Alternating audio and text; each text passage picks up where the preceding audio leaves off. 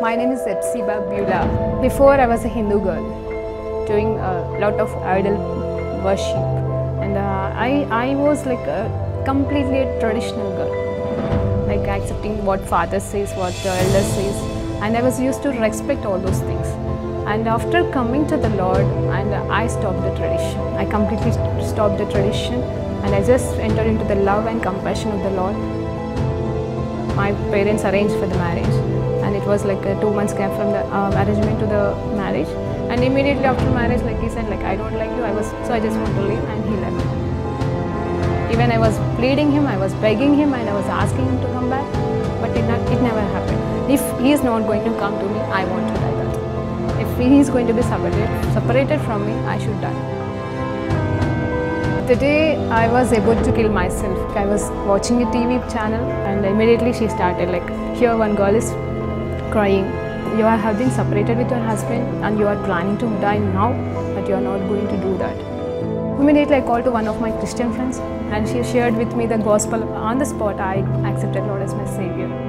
The next moment, I felt free from the burdens and all kind of thoughts, and everything left me.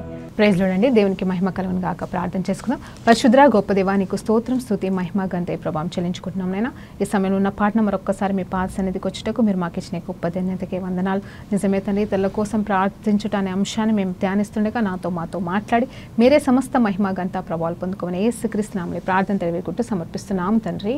Amen. Praise Lord అండి. దేవునికి మహిమ కలుగును గాక. దేవాది దేవుడు ఈరోజు మనకి ఇస్తున్న వాక్యాంశం ఏంటి అంటే, మరి blessings when you pray for others. అవునండి, ఇతరుల కోసము మనము ప్రార్థన చేసినప్పుడు మనము పొందుకునే ఆశీర్వాదాలు. అవునండి, చాలామంది ఎంతోమంది కోసం విజ్ఞాపనకర్తలుగా ప్రార్థన చేస్తూ ఉంటారు. దేవుడు వారికి ఇచ్చిన భారాన్ని బట్టి విజ్ఞాపనకర్తలుగా నిలబడతారు. వారికి దేవుడు ఇచ్చిన, అంటే కొంతమంది ప్రార్థన అంశాలు మా కోసం ప్రార్థన చేయండి అమ్మా అని అడిగినప్పుడు మరి ప్రార్థనలు చేస్తూ ఉంటారు. సో ఆ రీతిగా ప్రార్థన చేస్తున్నప్పుడు, ఇతరుల కోసం ప్రాముఖ్యంగా ప్రార్థన చేస్తున్నప్పుడు ఎలాంటి ఆశీర్వాదాలు పొందుకుంటాము అనే విషయాన్ని బైబిల్ గ్రంథంలో జరిగిన 2 ఉదాహరణని ఆధారం చేసుకొని ఈరోజు మనం ధ్యానించబోతున్నామండి. అది మన పట్ల, మన జీవితాల పట్ల నెరవేర్చబడును గాక. ఇక్కడ ఒక ప్రేయర్ మీటింగ్స్కి వెళ్ళినప్పుడు నేను కొత్తగా రక్షణ పొందుకున్న ఆ కాలంలో మరి ఒక తండ్రి గారు ఏం చెప్పారంటే, ఒక దేవదాసుడు ఏం చెప్పాడంటే, అమ్మ నీకు తలనొప్పి ఉందా, నువ్వు వెంటనే ఏం చేస్తావంటే, ప్రభా ఈ సమయంలో ఎంతమంది, అతను చెప్పాడండి పుల్పిట్ మీదకి వెళ్ళి, ప్రభా 1000 మంది ఎవరైతే తలనొప్పితో బాధపడుతున్నారో ఈ సమయంలో వారిని ముట్టి స్వస్థపరచు ప్రభా అని ప్రార్థన చేయమని చెప్పాడనమాట. ఇప్పుడు నేను అనుకున్న 1000 మంది ఎందుకు ప్రభా, నాతో పాటుగా ఇప్పుడు ఎంతోమంది, ఇప్పుడు నాకు తలనొప్పి వస్తే ఎంతోమంది తలనొప్పితో బాధపడే వాళ్ళు లోకంలో ఎంతోమంది ఉంటారు. సో అందరి కోసం ప్రార్థన చేయొచ్చు కదా ప్రభా అంటే, ఆయన 1000 మంది అన్నాడు, కానీ నేను ఎంతోమంది అంటే ఆ 1000 మంది పేర్లు మనం ఎత్తాము. 1000 మంది కోసం 1000 కృతజ్ఞతాస్తుతులు మనం చెల్లించట్లేదు, 1000 స్తోత్రాలు మనం చెప్పం. కానీ కాకపోతే ఒక మాట అండి, ఒక విశ్వాసపు మాట, నోటి నుండి వచ్చే ప్రతి మాట ఆయన ఖచ్చితంగా ఆయన వింటాడు. ఆయన మనం చేసే ప్రతి ప్రార్థనకి ఆయన ఆలకిస్తాడు కదండి. కీర్తనకారుడు రాసిన 20వ అధ్యాయంలో చక్కటి మాట ఉంటుంది, ఆయన మన ప్రతి విజ్ఞాపనని ఆయన అంగీకరిస్తాడంట. ప్రతి ప్రార్థనకి ఆయన జవాబు ఇచ్చడానికి సంసిద్ధంగా ఉన్నానని చెప్తా ఉంటాడు. ఆపత్కాలంలో ఆయన మనకి సహాయం చేసే దేవుడు అంట. దేవుని చిత్తమైతే ఆ వాగ్దానాలు మనం నేర్చుకుందామండి తర్వాత. సరే, ఇక్కడ చూస్తే మనం ఎలా ప్రార్థన చేసినప్పుడు మరి ఆశీర్వాదాలు పొందుకుంటాము, అది ఇతరుల కోసం ప్రార్థన చేసినప్పుడు అండి. మన కోసం ప్రార్థన చేసినప్పుడు ఎలాగో జవాబు పొందుకుంటాం. ఆలస్యమైనా, విశ్వాసమైనా లేకపోయినా దేవుడు ఇస్తాడు కాబట్టి మనం పొందుకుంటామండి. కానీ నేను అడుగుతుంది, ఇతరుల కోసం మనం ప్రార్థన చేసినప్పుడు పొందుకునే దీవెనలో. నేను చాలామంది చదువు రాని వాళ్ళు మరి వాక్యాన్ని చూస్తూ ఉంటారు కాబట్టి నేనేమంటానంటే వారికి, అంటే మాకు చదువు రాదమ్మా, మేము ఎక్కడికి వెళ్ళలేమో, మేము సేవ చేయలేము అన్న వాళ్ళకి నేను సలహా ఇస్తాను. ఒకటే ఏమంటానంటే, మీరు ఏమి చేయకపోయినా పర్వాలేదు, మీకు బైబిల్ చదవడం రాదు కదా, రాకపోయినా పర్లేదు, ఇలా మాలాంటి వాళ్ళు చెప్తున్న వాక్యాలు వింటారు కదా, వినండి. అంత మాత్రమే కాదు, మీకు తోసినంతలో మీకు తెలిసిన వారి కోసం ప్రార్థన చేయండి. పేర్లు రాసుకోలేకపోయినా పర్లేదు, పేర్లు గుర్తుంటాయి కదా. మరి అలా మీరు ప్రార్థన చేస్తున్నప్పుడు తండ్రి కుడిపార్శ్వన కూర్చున్న యేసయ్య ఇప్పుడు మనందరి కోసం విజ్ఞాపన చేస్తుండగా ఆయన జత పనివారిగా మీరు కూడా మరి ఆయనతో పాటుగా ప్రార్థన చేసినట్టే. ఎందుకంటే ఆయన అందరి కోసం ప్రార్థన చేస్తున్నాడు పరలోకంలో కుడిపార్శ్వన కూర్చొని. ఇప్పుడు మీరు కూడా ప్రార్థన చేస్తే ఆయనతో పాటుగా ప్రార్థన చేసినట్టే కదా. సో కాబట్టి ఆయనతో పాటుగా ఆయన నామంలో, అంటే యేసయ్య నామంలో మనం ప్రార్థన చేస్తే ఖచ్చితంగా జవాబులు ఇస్తాయి. కాబట్టి మీరు ఆయనకి జత పని వారిగా అవుతారండి. ఈ సేవ చేసినా చేయకపోయినా, అంటే ఇంకే పని చేయలేకపోయినా, దేవుడు పనులండి దేవునికి సంబంధించినవి చేయలేకపోయినా ఒక ప్రార్థన నువ్వు చేస్తే నువ్వు దేవునితో జత పని వారిగా మార్చబడుతున్నావు. ఇంతకన్నా ఈ లోకంలో ఈ గొప్ప సేవ ఏముంటుందండి. హల్లెలూయా, దేవునికి మహిమ కలుగును గాక. అప్పుడు దేవుడు నీకు రావాల్సిన దీవెన ఆశీర్వాదాలు ఇస్తాడు. ఎలా ఇస్తాడో చూద్దామండి. మరి ఆదికాండము 20వ అధ్యాయం 17వ వచనాన్ని ఒకసారి చదువుతానండి. మరి ఇది సందర్భం తర్వాత చెప్తాను, ముందు ఈ వచనాన్ని చెప్తాను. అబ్రహాము దేవుని ప్రార్థింపగా దేవుడు అబీమెలెకును అతని భార్యను అతని దాసులను బాగు చేసెను. వారు పిల్లలని కనిరి. ఏలయనగా అబ్రహాము భార్య అయిన సారాను బట్టి దేవుడు అబీమెలెకు ఇంటిలో ప్రతి గర్భమును మూసి ఉండెను. చూడండి ఇక్కడ ఏమి జరిగిందంటే, సందర్భానికి వెళ్ళిపోదామండి కాసేపు. అక్కడ చూసినప్పుడు అబ్రహాము మరి 20వ అధ్యాయంలో ఏం చేస్తున్నాడంటే, మరి అనుకోని రీతిగా మరొక రాజ్యానికి వెళ్తా ఉన్నాడు. దక్షిణ దేశం యొక్క కాదేశ దేశానికి వెళ్తున్నప్పుడు అక్కడ ఏం జరుగుతుంది అంటే, అబీమెలెకు అనే వ్యక్తి ఉంటాడు, ఆ రాజు ఉంటాడు. ఆ ప్రదేశంలో అక్కడ దేవుని భయం వారికి ఉందో లేదో, మరి సారమ్మని చూస్తే మరి నా భార్య అని తెలిస్తే నన్ను చంపేసి తను తీసుకెళ్ళిపోతారని మరలా, అంటే ఇది సందర్భం ఒకటి 12వ అధ్యాయంలో కూడా జరిగిందండి. అంటే మొదట్లో కూడా జరుగుతుంది, ఇది రెండోసారి జరిగిన సంఘటన. మొదటిసారి దేవుడు కాపాడతాడు. ఎలా తెలుసండి, సారాను బట్టి దేవుడు మరి జోక్యం కల్పించుకొని అక్కడ కూడా మరి ఆ రాజుతో మాట్లాడి మరి విడిపిస్తాడు. ధనవంతుడిగా అబ్రహాం అయిపోతాడు. సారాన్ని బట్టి దేవుడు జోక్యం కల్పించుకోవడం, సారాన్ని బట్టి అబ్రహాం ధనవంతుడు అయిపోవడం అనేది జరుగుతుంది. ఇక్కడ మళ్ళా అదే కొన్ని సంవత్సరాల తర్వాత మళ్ళీ ఇక్కడ కూడా అప్పటికి అంటే ఇంకా సారమ్మకి ఇస్సాకు పుట్టక ఉందండి ఈ సందర్భం. సో ఇక్కడ ఏమవుతుంది అంటే, మరి అక్కడ సేమ్ మళ్ళీ అమ్మో మనం అక్కడికి ఆ రాజ్యానికి వెళ్తున్నాం, వాళ్ళకి దేవుడు అంటే భయం లేదు కాబట్టి నిన్ను బట్టి నన్ను చంపేస్తారేమో, నువ్వు మళ్ళీ నా చెల్లి అని అబద్ధం చెప్పు అన్నప్పుడు సరే అని ఆమె చెప్తుంది. అలాగే అతను అబీమెలెకు ఏమనుకుంటాడంటే, తను అందంగా ఉంది బాగుందని రాణిగా చేసుకోవాలనుకొని తీసుకెళ్ళిపోతాడు. తీసుకెళ్ళిపోయి తనైతే ఇంకా ముట్టడు. కానీ దేవాది దేవుడు ఆ వెంటనే ఆకి ప్రత్యక్షం ఏమంటాడంటే, నువ్వు నా ప్రవక్త అయిన అబ్రహాం యొక్క భార్యను ఎందుకు తీసుకొచ్చావంటే, అదేంటి ప్రభా, నాకు ఆయన భార్య అని చెప్పలే, నేనేం తప్పు చేయలేదు, తను చెల్లి అని చెప్తేనే కదా నేను తెచ్చుకున్నాను, పైగా నాకు ఎలాంటి దురుద్దేశం లేదన్నప్పుడు, అవును నిజమే, నీకు ఎలాంటి దురుద్దేశం లేదు కాబట్టి నిన్ను నేను కాపాడడానికి వచ్చాను. సో నీ వల్ల ఏది ఎలాంటి పాపం జరగలేదు కాబట్టి, అతను నా ప్రవక్త అయి ఉన్నాడు కాబట్టి వెళ్ళు, నువ్వు అతన్ని పంపించి అతనికి ఎలాంటి హాని కలగకుండా మరి అతని ద్వారా నువ్వు ప్రార్థన చేయించుకో అని చెప్పేసి దేవాది దేవుడు కల రూపంలో మరి అబీమెలెకు ఒక అన్యరాజు అండి, అన్యరాజుకి మరి అబ్రహాము కొరకు సారమ్మ కొరకు దేవుడు కళలో కనిపిస్తాడు. చూడండి, మనకి దేవుడు కనిపించకపోతే, కళ కనిపించకపోతే, దర్శనం కనిపించకపోతే మనం ఎంత వేదన పడతాం. దేవుని బిడ్డలము ఒకవేళ దేవుడు కనిపిస్తే మనం ఎంతో ఆనందిస్తాం. కానీ దేవుని బిడ్డలను బట్టి అన్యులకి దేవుడు కనిపించడం అంటే ఇది ఎంతో గొప్ప విషయం అండి.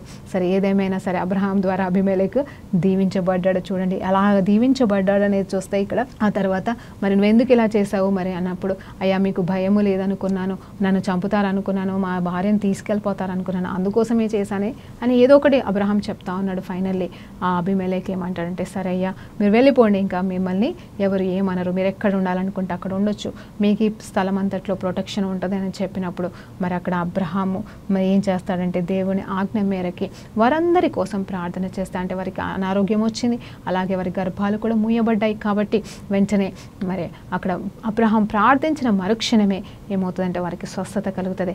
ఎందుకనగా అనేది ఉంటే చూడండి, అక్కడ సారాను బట్టి ఏమవుతుందంట, దేవుడు అబీమెలెకు యొక్క కుటుంబంలో ఉన్న ప్రతి ఒక్కరి గర్భాలని మూసి ఉన్నాడంట. ఇక్కడ చెప్పాలంటే ఒక మాట అండి, ఇక్కడ అబ్రహాముకి సంతానం లేదు. ఇది మనం ఈరోజు మాట్లాడబోతున్న అంశం. అబ్రహాముకి అంటే అప్పటికి ఇస్మాయిల్ పుట్టుండొచ్చు, కానీ సారమ్మకైతే అసలు గర్భఫలం లేనే లేదు. అయితే చనిపోయిన స్థితిలో ఉన్న ఆ సారమ్మ గర్భము తెరవబడలేదు. కానీ ఇక్కడ అబ్రహాము తన భార్య కోసం ప్రార్థించలేకపోతున్నాడు, కానీ అంటే డైరెక్ట్గా ప్రార్థన చేయలేకపోతున్నాడు, కానీ దేవుడి వాగ్దానం కోసం అయితే ఎదురు చూస్తున్న కాలం అండి. అది ఆల్మోస్ట్ 20 సంవత్సరాల పైన దాటిపోయింది వాళ్ళకి.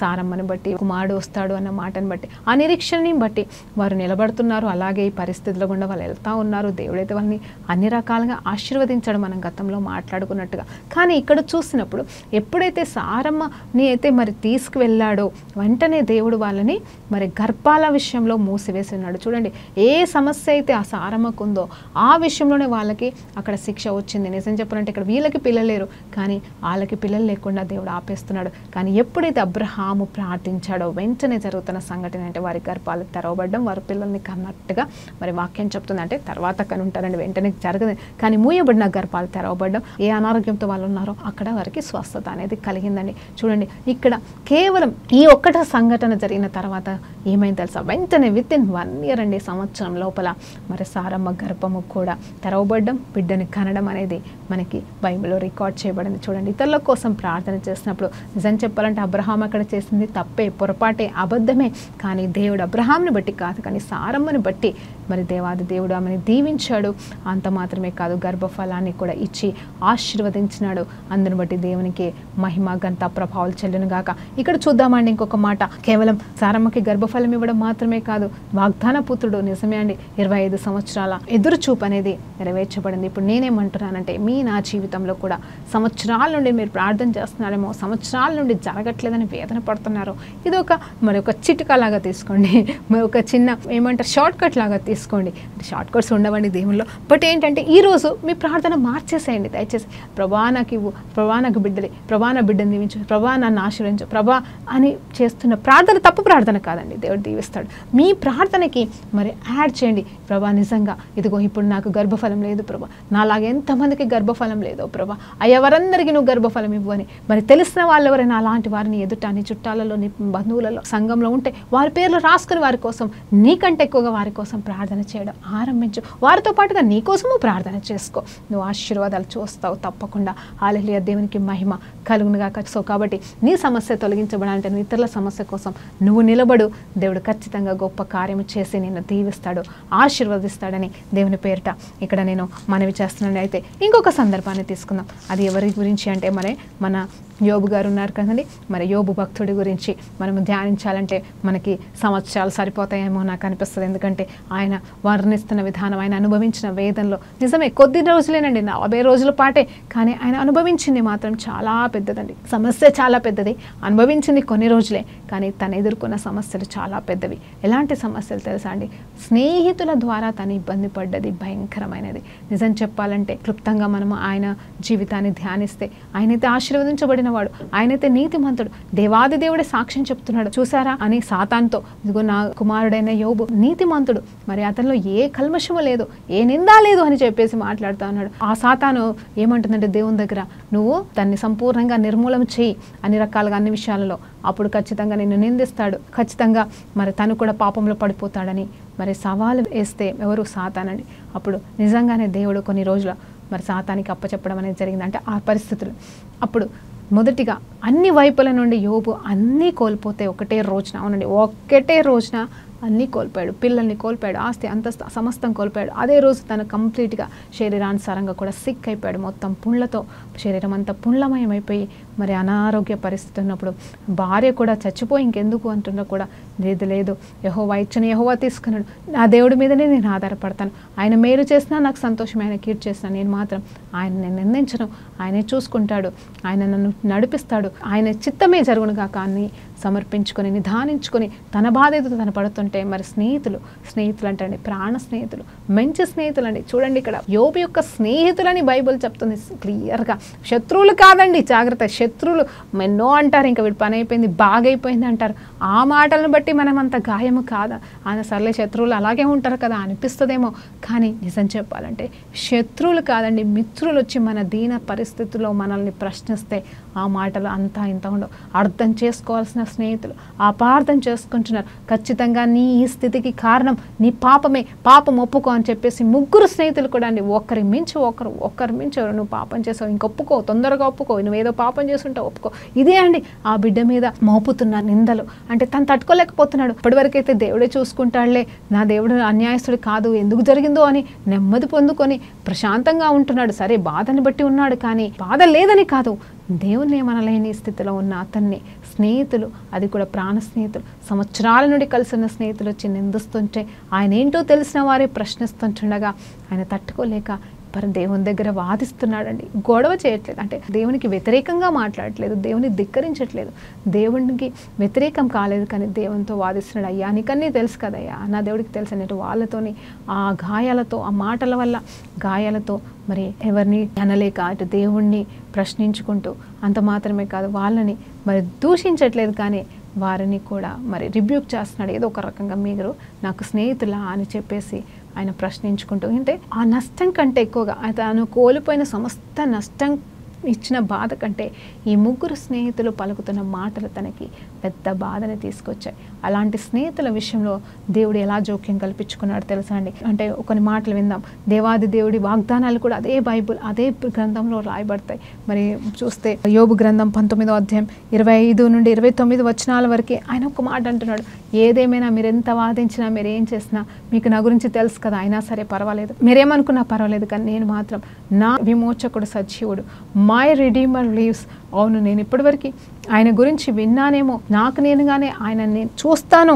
ఐ విల్ సీ, నా కళ్ళతోనే నేను ఆయన కార్యములు చూస్తాను. ఆయన నా పక్షాన మౌనంగా ఉండడు, ఆయన నా విషయంలో జోక్యం కల్పించుకుంటాడు. నా విమోచకుడు సజీవుడు కాబట్టి నన్ను కూడా ఇప్పుడున్న ఈ స్థితి నుండి విడిపిస్తాడని సగౌరవంగా చెప్పుకుంటాడండి.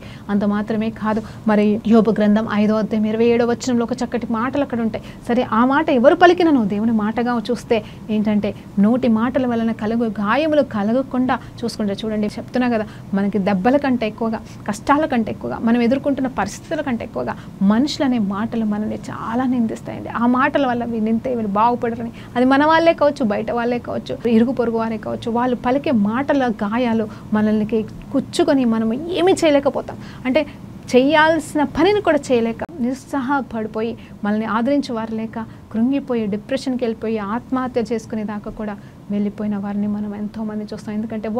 ఎందుకంటే నన్ను అందరూ అన్న మాటలు నేను తట్టుకోలేక, ఎవరేమంటారో అన్న సమస్యని మరి వాళ్ళు ఎదుర్కోలేక మరి ఎంతోమంది చనిపోయిన వారిని మనం చూస్తాం. మనం అలా ఉండకూడదండి ఇక్కడ. ఎందుకంటే దేవుడు వాగ్దానం చేస్తున్నాడు, ఇక్కడ నువ్వెవరివై ఉన్నావో నాకు తెలియదు, నువ్వెవరి మాటల వల్ల మరి బాధపడుతున్నావో, కృంగిపోతున్నావో, ఈరోజు దేవుడు నాతో మాట్లాడుతున్న మాట, నోటి మాటల వలన కలుగు గాయములు ఇక మీదట నీకు కలగంట.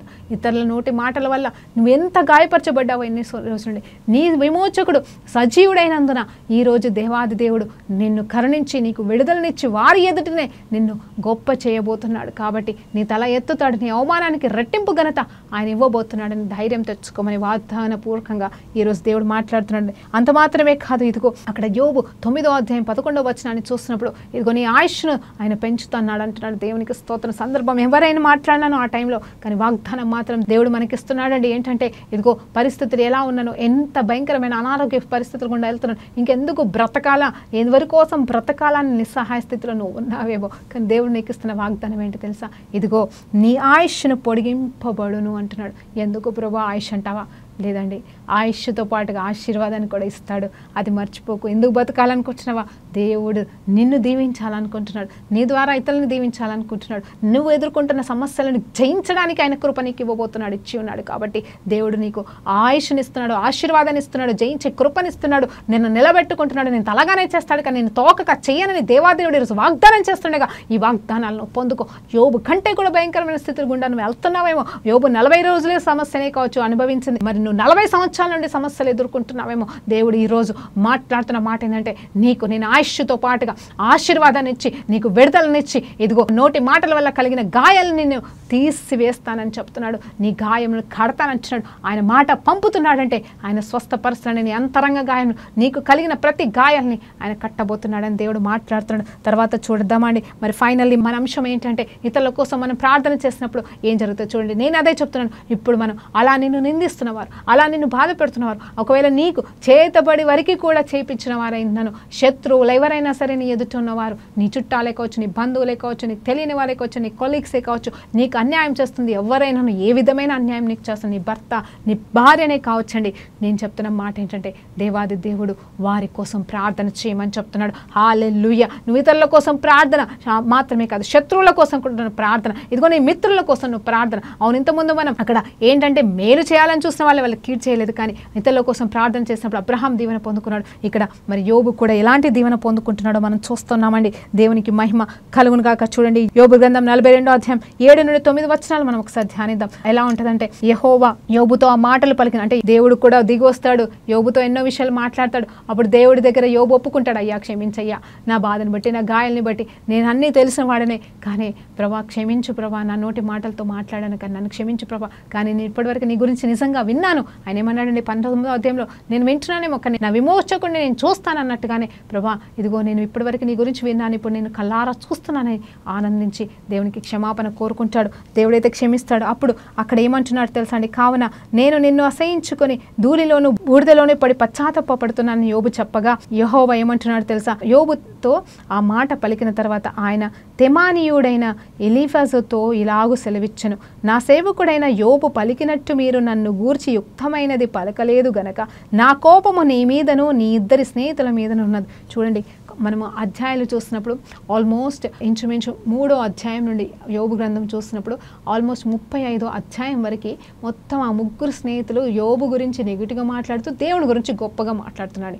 సృష్టికర్త అయిన దేవుడి గురించి గొప్పతనం, అందులోకి వెళ్ళి కూడా మనం వాగ్దానాలు తీసుకుంటూ ఉంటాం. కానీ యోబును నిందిస్తూ వాదిస్తూ ఉన్నారు. ఒకవైపు యోబు, తర్వాత ముగ్గురు ఫ్రెండ్స్, మళ్ళీ యోబు, మళ్ళీ ఫ్రెండ్స్, ఇలా మాట్లాడుకుంటున్న మాటల్ని బట్టి దేవుడు విన్నాడు కదండి. ఇద్దరు మాట్లాడుకుంటే దేవుడు వింటాడు కదండి. ఆయన విని ఏమంటున్నాడు తెలుసా, గొప్ప మాటలే, సత్యమైన మాటలే కావచ్చు, కానీ యోబు విషయంలో నెగిటివ్గా మాట్లాడు కాబట్టి దేవుడికి రోషం వచ్చేసి తన బిడ్డను బట్టి మరి ఆయన రోషానికి వచ్చేసి ఏమంటున్నాడు తెలుసా, మీరు యోబు లాగా నన్ను బట్టి, చూడండి దేవుని బట్టి గణపరుస్తున్నారు, యోబును మాత్రమే కించేస్తున్నారు అక్కడ. కానీ దేవుడు ఏమంటాడు తెలుసా, యోబు లాగా మీరు పలకలేదు అంటే ముగ్గురులో ఒకరితో డైరెక్ట్గా మాట్లాడుతున్నాడు. ఆయన పేరు తమానీయుడైన ఎలీఫజుతో చెప్తున్నాడు ఏంటంటే, మీరు మరి నా సేవకుడైన యోబులాగా మీరు మాట్లాడలేదు కాబట్టి నిన్ను నీ స్నేహితులను ఇద్దరిని కూడా శిక్షించబోతున్నాను, నా కోపం నీ మీదను నీ ఇద్దరు స్నేహితుల మీదను మండుచున్నదంట. చూడండి, కాబట్టి 7 ఎడ్లను 7 పొట్టేళ్లను మీరు తీసుకొని నా సేవకుడైన యోబు నొద్దకు పోయి మీ నిమిత్తము దహన బలి అర్పింపవలెను. అప్పుడు నా సేవకుడైన యోబు నీ నిమిత్తము ప్రార్థన చేయను, మీ అవివేకమును బట్టి మిమ్మల్ని శిక్షింపక ఉండునట్లు నేను అతనిని మాత్రము అంగీకరించదను. ఏలయనగా నా సేవకుడైన యోబు పలికినట్లు మీరు నన్ను గూర్చి యుక్తమైనది పలకలేదు. హల్లెలూయా, దేవునికి మహిమ కలుగును గాక. చూడండి, ఇక్కడ నిజం చెప్పాలంటే అందరూ పలికారు మాటలు, కానీ అక్కడ దేవుడు రోషంగల దేవుడు యోబు పట్ల నిలబడుతూ, చెప్పాలంటే అక్కడ శత్రువులైతే, ఒకవేళ శత్రువులైతే, యోబు శత్రువులైతే దేవుడు నాశనం చేసేసేవాడేమో, ఇది మీ మాత్రం మాట్లాడే అవకాశం కూడా ఇచ్చేవాడు కాదేమో. కానీ యోబు యొక్క స్నేహితులు కాబట్టి దేవుడు కూడా కరుణించి సరే మాట్లాడితే మాట్లాడినారు, కానీ మిమ్మల్ని బట్టి నాకు కోపం మండుచున్నది కాబట్టి మీ అవివేకాన్ని నేను క్షమించాలంటే మీ ప్రార్థన మీరు అర్పిస్తే నేను అంగీకరించను. ఎందుకంటే వాళ్ళు అర్పించే వాళ్ళే, ఇదివరకు అర్పించే వాళ్ళే సమయాల్లో, కానీ మీరు ఇప్పుడు అర్పిస్తే నేను ఊరుకోను. కానీ నా స్నేహితుడైన నా యోబు మిమ్మల్ని బట్టి మీ అర్పణలు అర్పిస్తానే అతన్ని బట్టి నేను మిమ్మల్ని క్షమిస్తానని చెప్పేసి 7 పొట్టేలను 7 మేకల్ని తీసుకొని ఎడ్లను తీసుకొని రమ్మంటాడండి. హల్లెలూయా, దేవునికి మహిమ కలుగుగాక. అప్పుడు దేవుడు వారిని క్షమించడం అనేది జరుగుతుంది. అంటే వాళ్ళు ఆ 9వ వచనం చూసినప్పుడు వారు ముగ్గురు కూడా మరి దేవాది దేవుడు చెప్పినట్టుగా చేసి అక్కడ మరి ఆ క్షమాపణ అర్పణకి మరి యోబు దగ్గరికి తీసుకొచ్చినప్పుడు యోబు అర్పించి వారి కోసం ప్రార్థన చేయగా వారు క్షమించబడ్డారు. చూడండి, ఈ లోకంలో బలమైన ప్రార్థన ఏంటంటే క్షమించబడుట. నిజంగా ఈ లోకంలో కావాల్సింది, ప్రతి ఒక్కరికి మొదటిగా కావాల్సింది క్షమించడం.